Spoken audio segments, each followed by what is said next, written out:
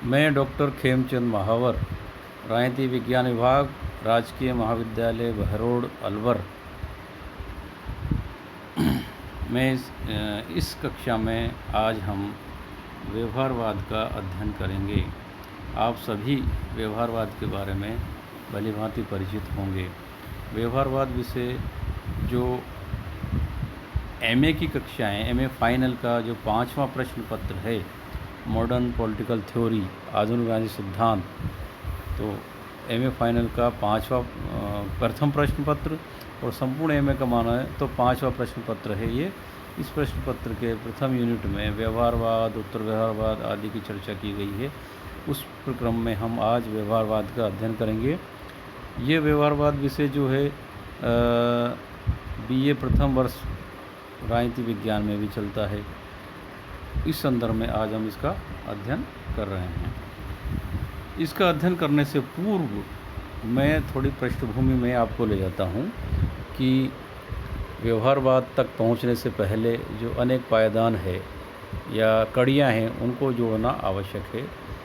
सबसे पहले यदि हम कहें कि राजनीति विज्ञान का अध्ययन आप कैसे करेंगे, एक राजनीति विज्ञान का विद्यार्थी, चाहे वो बीए का हो चाहे एमए का हो, यदि उससे पूछा जाए कि आप संपूर्ण राजनीति विज्ञान को कैसे समझोगे या किसी को कैसे समझाओगे, तो उसको इस बारे में स्पष्ट होना चाहिए, क्लियर होना चाहिए कि राजनीति विज्ञान को सामान्यतः 2 भागों में बांट के समझाया जाता है। प्रथम भाग परंपरागत दृष्टिकोण कहलाता है और दूसरा भाग आधुनिक दृष्टिकोण कहलाता है।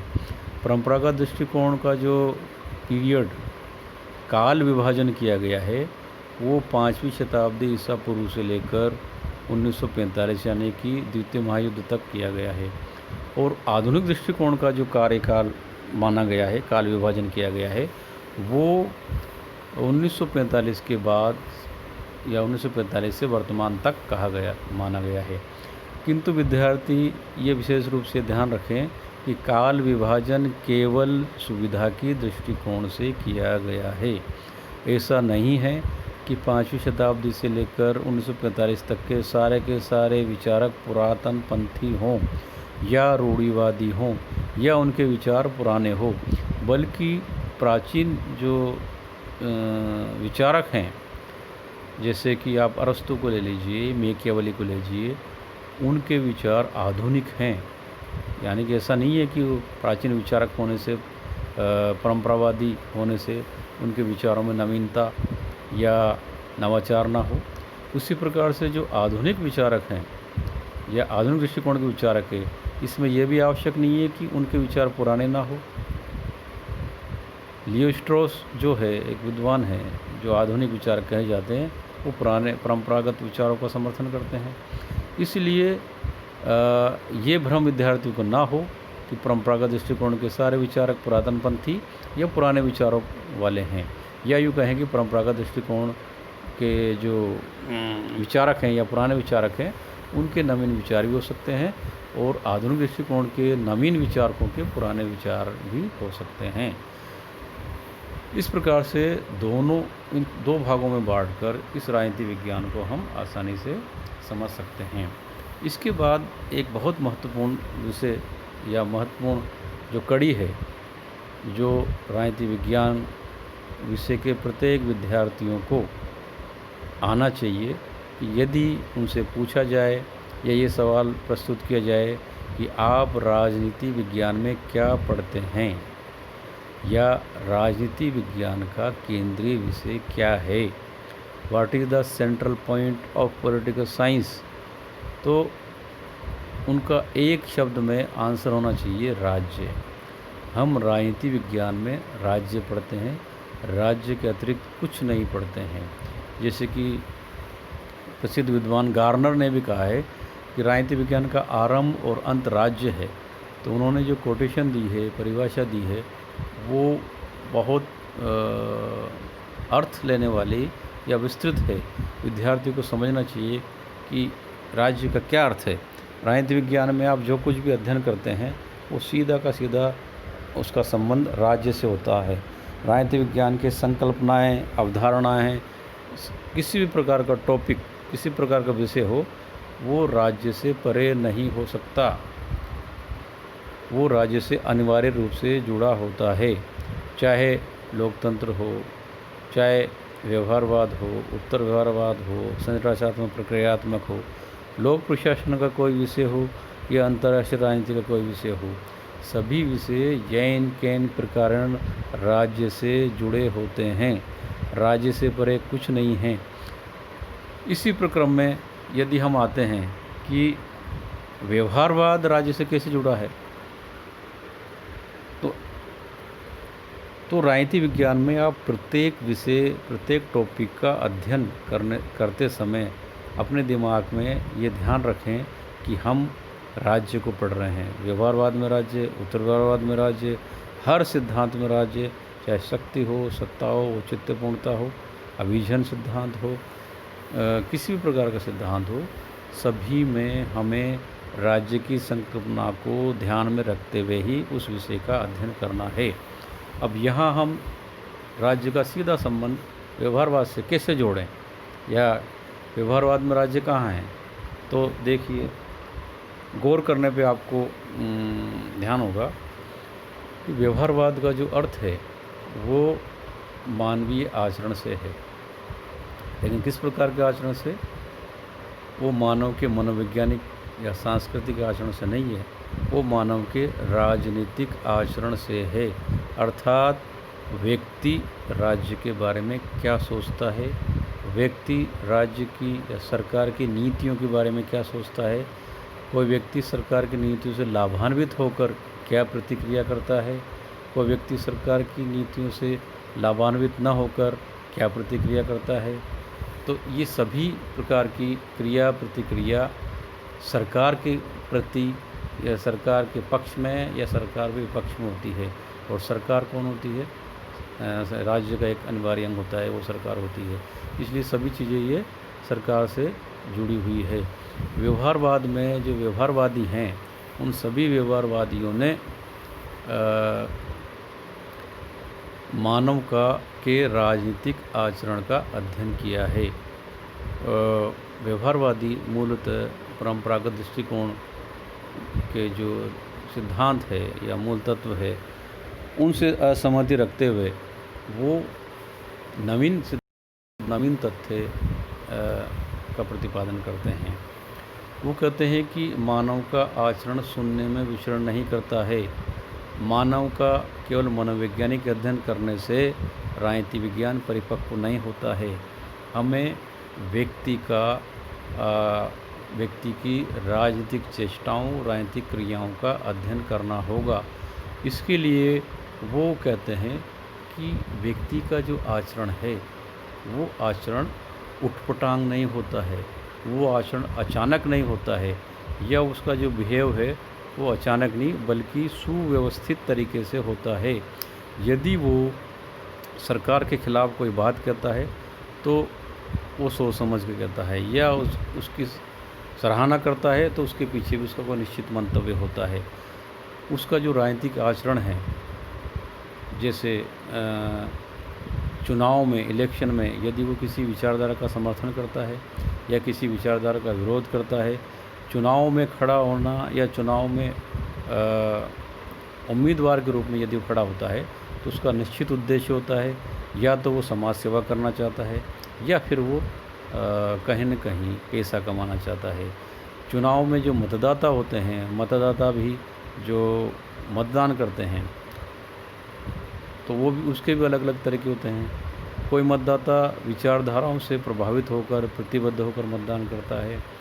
कोई मतदाता विरोधी मत देता है, यानी कि सरकार की नीतियों के विरुद्ध मत देता है। अनेक मतदाता होते हैं जो धर्म के आधार पर या जाति के आधार पर मतदान करते हैं।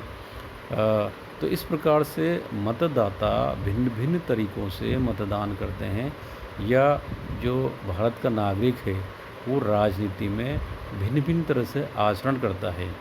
व्यवहारवादी इस बात का प्रतिपादन करते हैं या ये अध्ययन करते हैं कि मानव का जो राजनीतिक आचरण है, पॉलिटिकल बिहेवियर है, चाहे वो इलेक्शन में खड़े होने का हो, चाहे वो मतदान करने का हो, चाहे वो सरकार की नीतियों की प्रशंसा या आलोचना करने का हो, या विचारधारा का समर्थन या विरोध करने का हो।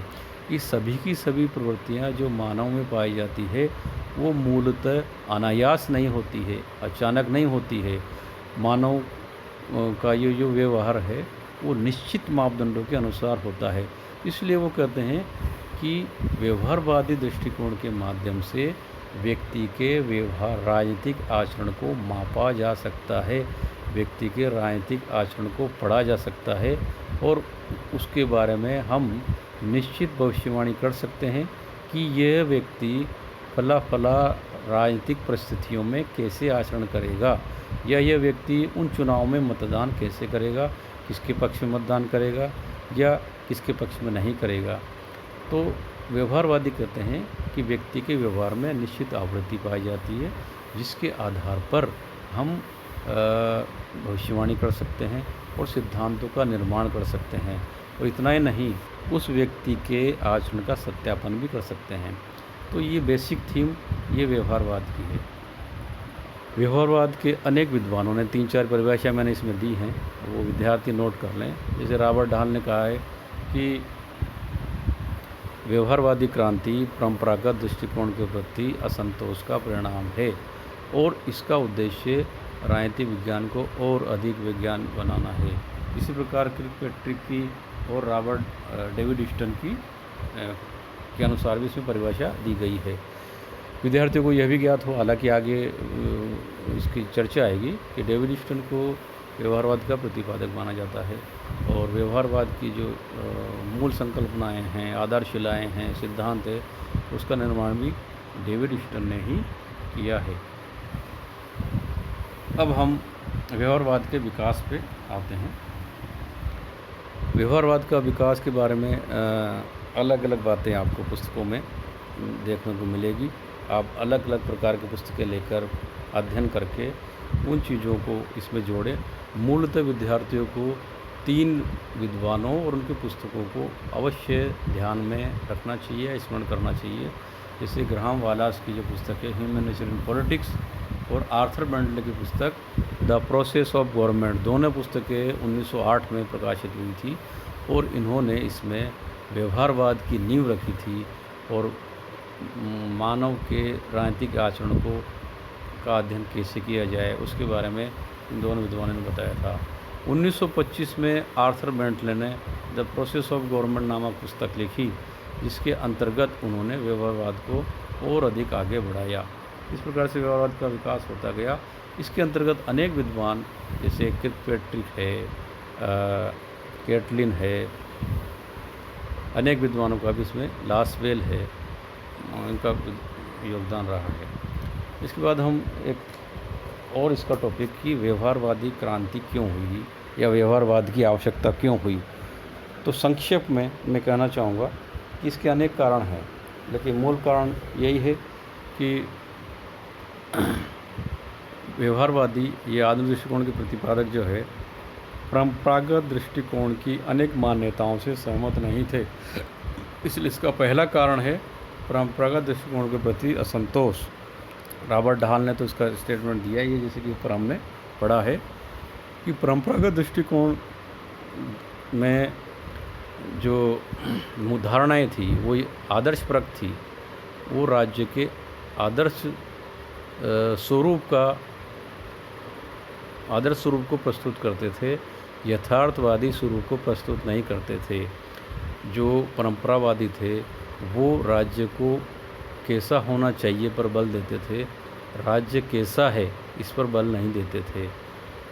परंपरावादी मूल्यपरक अध्ययन पर बल देते थे, जबकि जो व्यवहारवादी है वो तथ्यपरक अध्ययन पर बल देते हैं।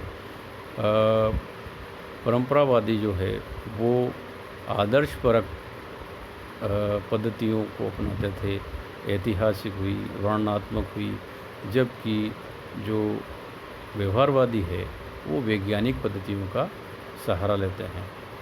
दूसरा जो इसका कारण है विकासशील देशों का उदय। देखिए 1945 के बाद द्वितीय विश्व युद्ध के बाद विश्व में अनेक नए विकासशील देशों का उदय हुआ और सभी विकासशील देशों में भिन्न भिन्न प्रकार की सरकारें स्थापित हुई। उन सभी भिन्न भिन्न प्रकार की सरकारों को का करने के लिए कोई एक सिद्धांत या एक प्रतिमान उपस्थित नहीं था। जो पुराने सिद्धांत थे परंपरागत दृष्टिकोण के, उनके माध्यम से विकासशील देशों की सरकारों का अध्ययन कर सकना संभव नहीं था, इसलिए भी इस दृष्टिकोण की उत्पत्ति हुई। वैज्ञानिक अध्ययन पर बल, तीसरा जो है वैज्ञानिक अध्ययन पर व्यवहारवादी वैज्ञानिक पद्धतियों पर अत्यधिक बल देते हैं। ये मानव के आचरण को भी वैज्ञानिक तरीके से सिद्ध करते हैं। यद्यपि मानव का जो आचरण है उसकी विज्ञान की सीमाओं में आप नहीं बांध सकते, लेकिन फिर भी इन्होंने जो नियमन, सत्यापन, प्रमाणीकरण, इस प्रकार की जो विशेषताएँ बताई है, उसके माध्यम से वो हर चीज़ को वैज्ञानिक तराजू पर तोलना चाहते हैं, इसलिए इसकी उत्पत्ति हुई। व्यवहारवादी ये भी कहते हैं कि परंपरावादी केवल संरचनाओं पर यानी कि संस्थाओं पर बल देते हैं, संस्थाओं में काम करने वाले व्यक्तियों के आचरण पर बल नहीं देते हैं। व्यवहारवादी स्पष्ट रूप से कहते हैं कि संस्थाओं में काम करने वालों का आचरण ज़्यादा महत्वपूर्ण है बजाय संस्थाओं के, क्योंकि संस्थाओं में काम करने वाले व्यक्ति नीतियाँ बनाते हैं, संस्थाएं नहीं बनाती है। इसलिए संरचनावादी या संस्थावादियों का विरोध करते हैं। इन विभिन्न कारणों से व्यवहारवाद की उत्पत्ति होती है।